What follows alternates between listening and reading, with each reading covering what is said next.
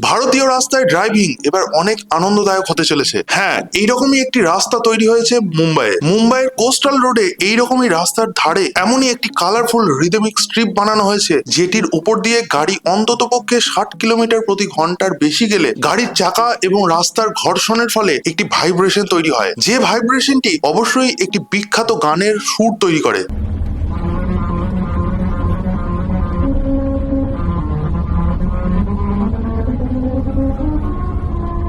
রাস্তার পিচের ওপর খুব নিখুঁত ও নির্দিষ্ট দূরত্বে ছোট ছোট খাঁজ বা রিম্বল স্ট্রিপ কাটা থাকে। যখন কোনো গাড়ির চাকা এই খাঁজগুলোর উপর দিয়ে যায়, তখন চাকা ও রাস্তার ঘর্ষণে একটি বিশেষ ধরনের কম্পন সৃষ্টি হয়। এই কম্পন গাড়ির বডিতে পৌঁছে শব্দ তরঙ্গে পরিণত হয় এবং গাড়ির বডিতে একটি নির্দিষ্ট সাউন্ড বক্স বা স্পিকারের মতো কাজ করে। শুধুমাত্র গাড়ির গতিবেগ নিয়ন্ত্রণ করার জন্যই নয়, সুদীর্ঘ যাত্রাপথে ক্লান্তি মুক্ত করার জন্যই এরকম একটি নতুনত্ব পরিকল্পনা নিয়ে আসা হয়েছে।